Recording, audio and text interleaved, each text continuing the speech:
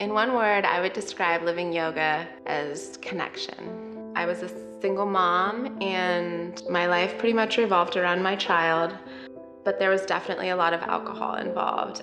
I'm a waitress, and one of my friends from work in 2013 was moving away, and we were having a big going away party for him in Southeast Portland. And so we went out for dinner and had wine and then cocktails to follow. I definitely could feel that I'd had too much to drink, but I chose to drive anyway.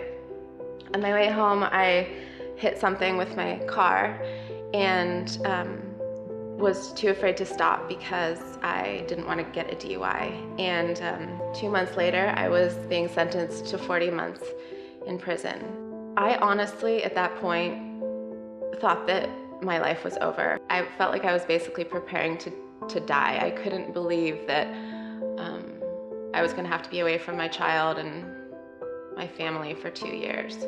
When I first arrived at Coffee Creek, I was so scared. It's very open and stark, so there are people on either side of you. You really never have any quiet time at all. I think the common thread for most of the women here is that they have struggled in their lives with addiction, with mental health issues. Many of them have experienced violence in their lifetime. There are all kinds of different energies floating around, and it can be really, really trying. It's definitely not a comforting environment.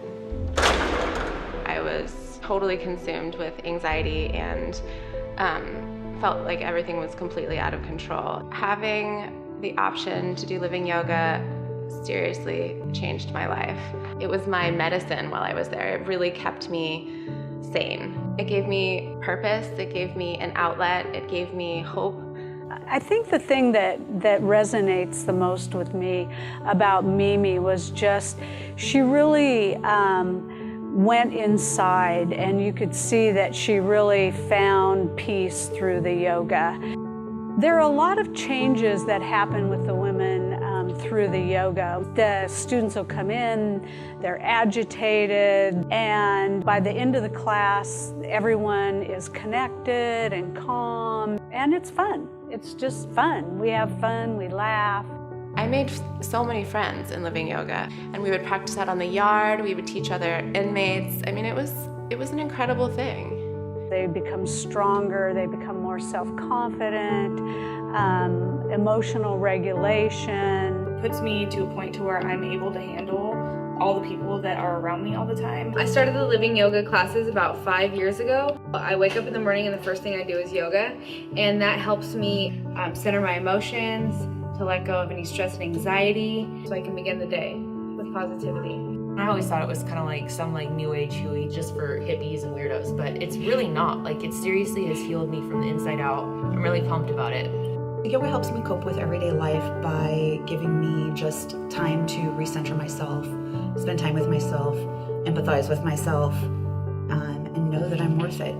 There were so many teachers that I felt a true connection to while I was there. I felt loved. I mean, seeing them show up or watching them walk through the gates, it was like a connection to the real world. Living Yoga has put a great emphasis on safety and providing what they call trauma-informed yoga. The goal is to help the students become more self-regulated, to calm the nervous system, and to bring peace and tranquility to the students that we teach.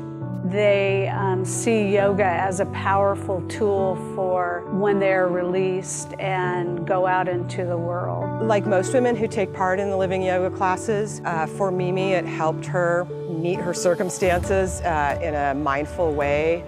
To this day, I still practice yoga. I practice yoga with my son. I was actually able to teach yoga to his classroom this last year, which was so incredible. I really was not present in my life prior to my incarceration. And today I live life to the fullest, and I am grateful for every moment that I have.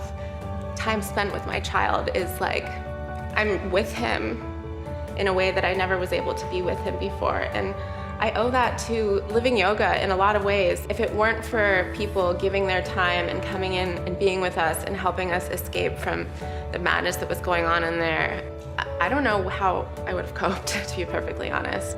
During my time at Coffee Creek, I made amends with my victim, and he is doing well. He's fully recovered and has forgiven me for the mistake that I made. I've forgiven myself. It was a long process to be able to forgive and move on, but I feel, freedom today. Living yoga helped me transition from prison because while I was there, it gave me the confidence that I can do things even if they are difficult. One foot in front of the other, things do get easier and they do get better, even if they start out feeling uncomfortable. And that has been my motto since I walked out of those gates, that it's okay to feel uncomfortable and it's okay for things to be hard.